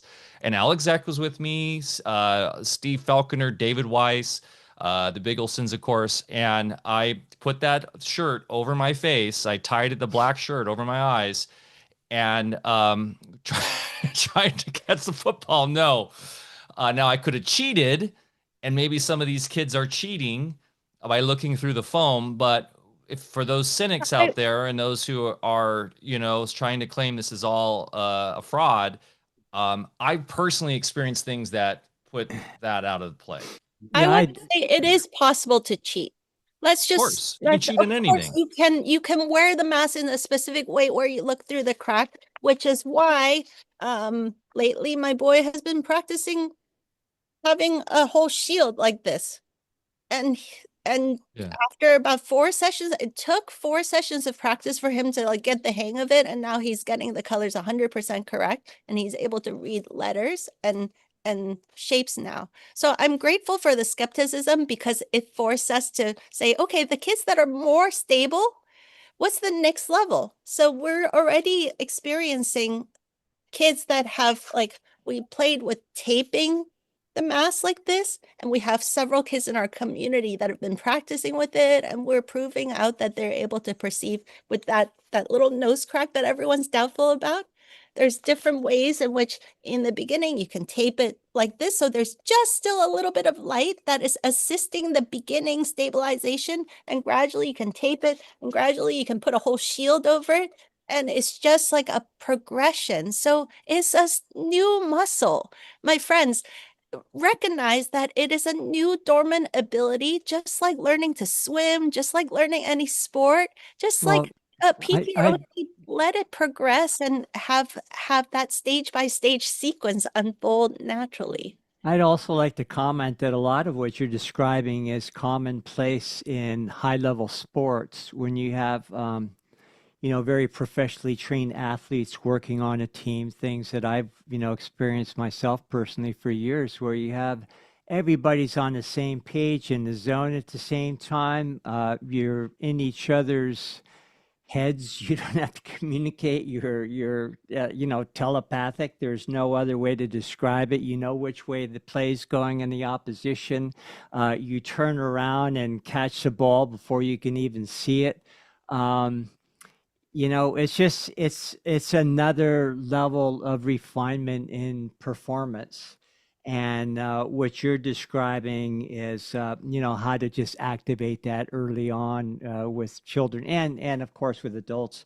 But anybody that's ever just watched a high-level sporting event, you're witnessing this happen all the time, between athletes on the team. It doesn't even have to be high-level athletes. It's like all of us, I'm sure, have had the experience knowing somebody's staring at you from behind. Have you guys all had that experience? Of course. Like, what if somebody says, prove to me? I'm skeptical that you had that experience. It's like, well, I guess we can conduct a scientific, double-blind controlled study of it. But when you've had that experience, you just know that you had that experience. So it begs the question, is our program designed for the purpose of proving to a closed-minded skeptic? Or is it designed for the purpose of people that already trust that they have this innate ability to actually go into a confident, direct experiencing of it. And total love and compassion for the fact that we all bump into cognitive dissonance and doubts and skepticism. And this is a really, really new field. We are human pioneers. So I'm talking to researchers right now, and they're designing and debating about the perfect protocols to prove these things out for the purpose of stabilizing this field and skeptic proving it. Right. So, but it's all new, right? Lidu is training herself to show the skeptics that she can do spelling without anybody touching her body. And it's hardcore for her. It takes a lot of months for her to practice and, like do all these embodiment practices just to spell a few words on the board without anybody like helping her with it. And likewise with the kids' blindfold perception, we are now having a few kids that seem interested in practicing with an extended mask that has extra tape on it, and practicing with a shield, and practicing more behind the head and further away and so on. And these are skills that are kind of like the more advanced levels of this ability. And we're going to get there. We're absolutely going to have all the evidence, and there's teams of scientists with significant budgets that are working on the proper studies with statistical significance and careful documentation to show this to the world. But it's all very, very new still. So give it some time. That's beautiful. Yep. Yeah, I thank you for Edith. I think it's important that we obviously maintain that scientific rigor, but also not falling into the trap of scientism, right? And like it's funny because skepticism is important, and that using those kind of methods is great, but then also that leads us right back into the trap of what we talked about in terms of what language is like, and right on the analytical side, and that will diminish the growth and ability of us to reach these higher levels of who we truly are, because there's no blind double blind study test that you can use for the residents of your heart. So Thank you for that. And so I would say, for sure, let me make it really clear. It is absolutely possible to cheat. It is absolutely possible to wear your mask all loosey-goosey and have a crack and just look through the crack. I told my boy this, and he said, well, why would you do that? The whole point is to actually activate the real abilities. And if they just trust it for a few more sessions, the real blindfold perception windows start getting stabilized, and then they'll have their own experience of being able to tighten the mask where there's no light leaking in and the windows are still there, and then there's no more doubt. But why are people so angsty after just one time putting on a blindfold to jump to such conclusions, and such a far conclusion as to say all of it is a scam? Why are we so committed to this possibility not being possible? What are we so afraid of? If we're that powerful, if we're that magnificent, that grand, that amazing, are we scared of our own selves? These are the things I invite all of us to sit with. Like, you are so magnificent.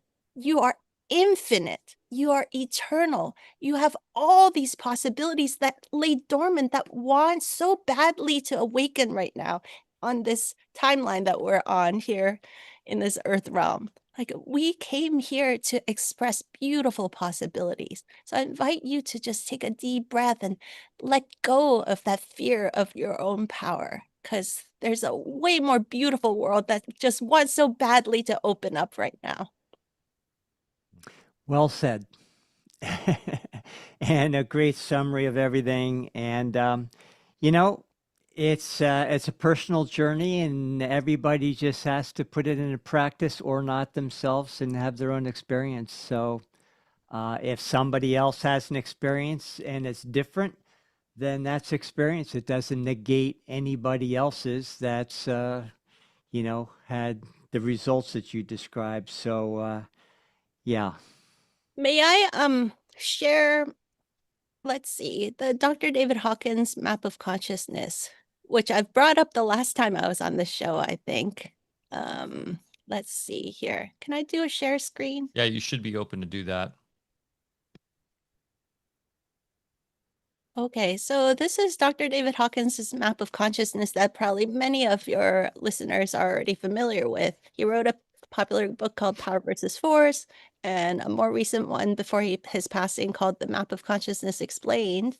And, all models have their limitations, but I just bring this up because according to his research, as our level of consciousness expand, we tap into whole new realms of possibilities.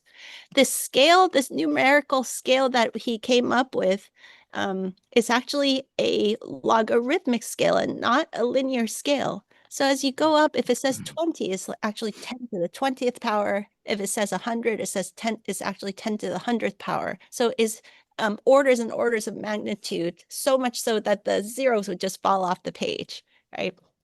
If we wrote out the zeros. So take that into consideration. According to Dr. David Hawkins, from 0 to 200, he calls it force.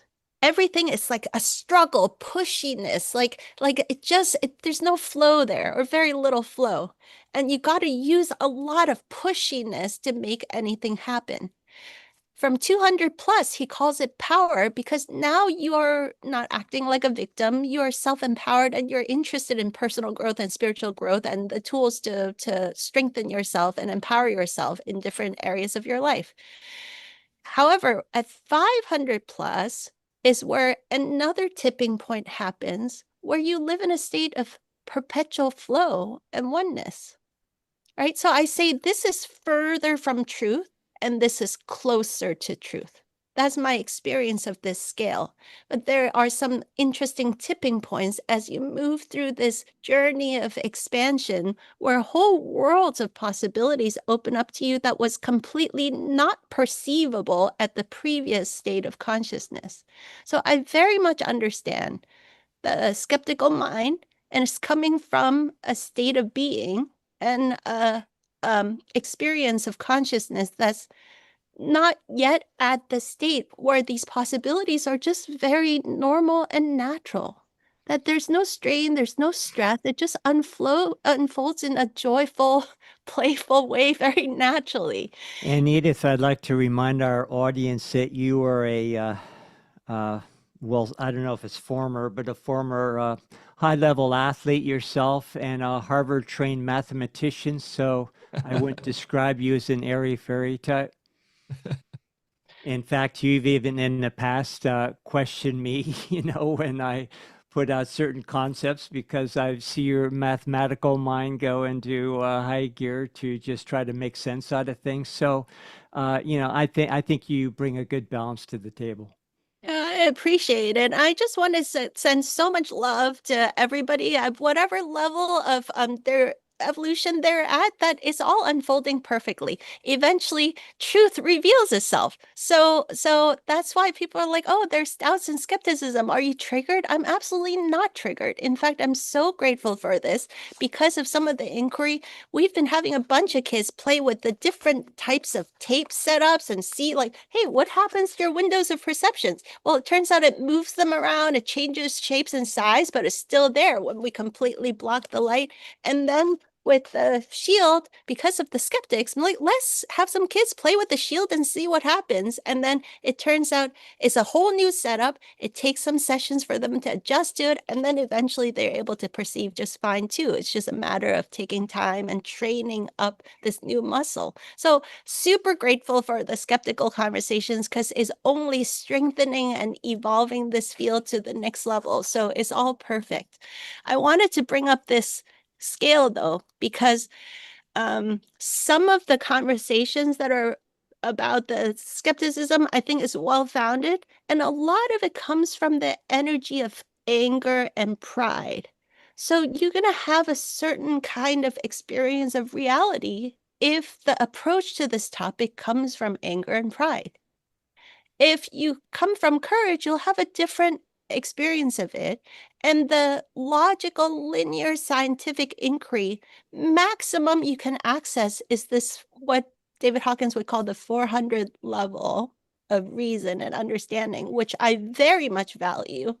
I think in this community of truth seekers and truth explorers, we've all found a ton of value in using reason and rational scientific inquiry to look into things. And we've gotten a lot of gifts and blessings out of it, right?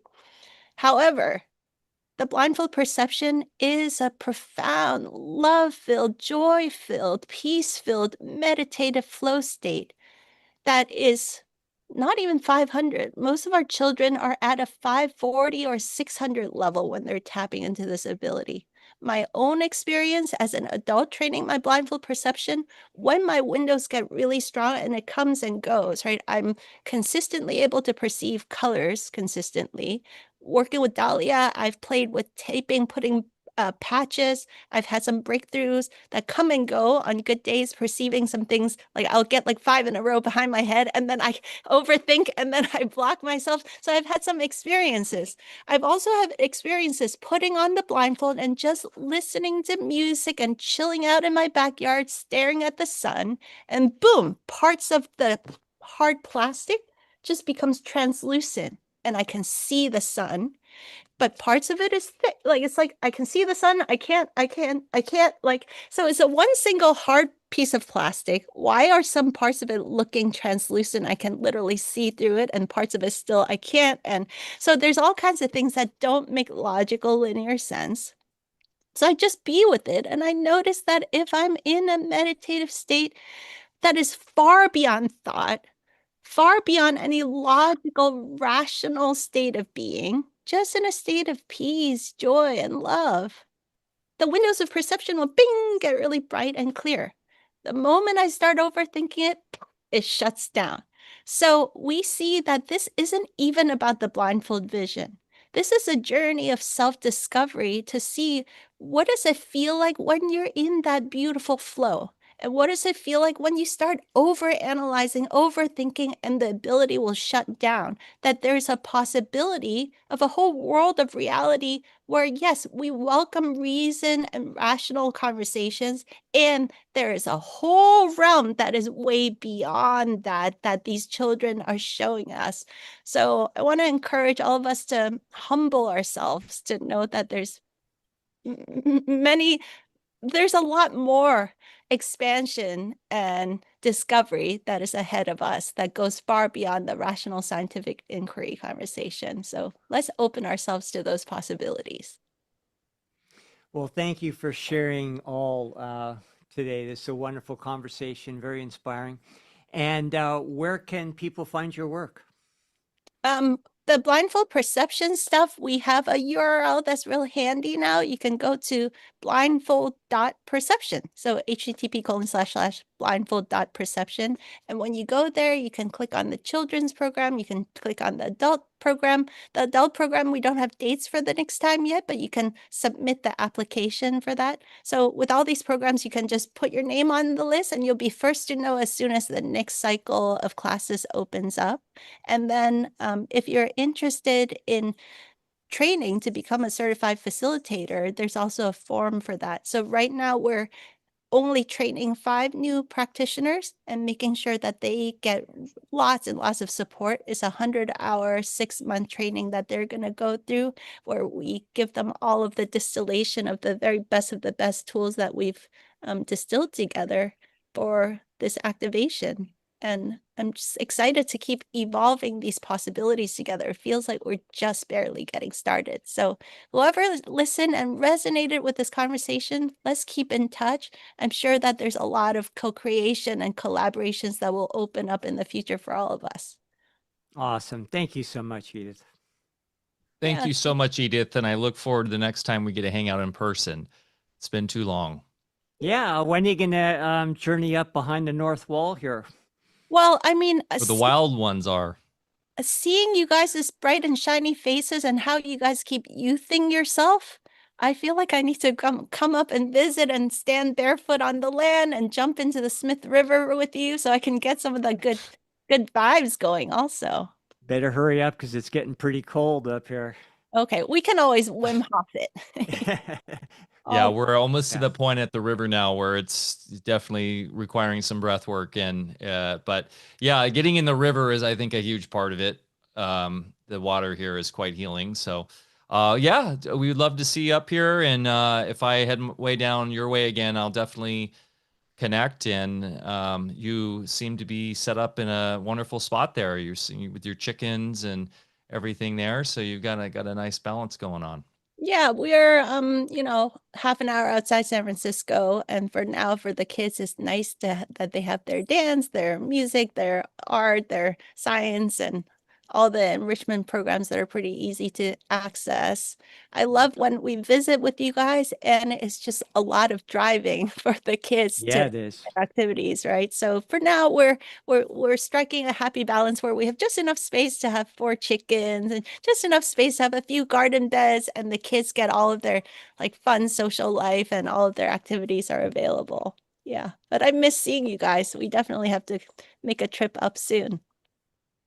Sounds awesome. Well, thanks again, Edith, for this. This has been an absolutely wonderful chat. I'll have all the links in the show notes below. Go support Edith and all her work. She really embodies, uh, everything that you're talking about. You actually embody when in your space, and it's palpable. We can feel it when I'm around you, and that's why and Mini Music and Skies, you grounded us all with the closing ceremony, and just appreciate you so much. So thank you so much, Edith. We love you. Have a beautiful rest of your day, as well as everybody else out there. And remember to get outside, get your feet in the dirt, go plant something, go show Mother Nature some love. She'll show it right back in spades. And we'll see you next week. Same bat time, same bat channel, 10 a.m. Pacific Standard Time. Who do we have on next week? Bear, we have we'll be going with Marizel Arce, I believe is how you pronounce her name, and we'll be diving back into terrain and bioterrain and isopathics and all that stuff. So, right in our wheelhouse. We look forward to seeing you Okay. guys next week. Love you. Peace.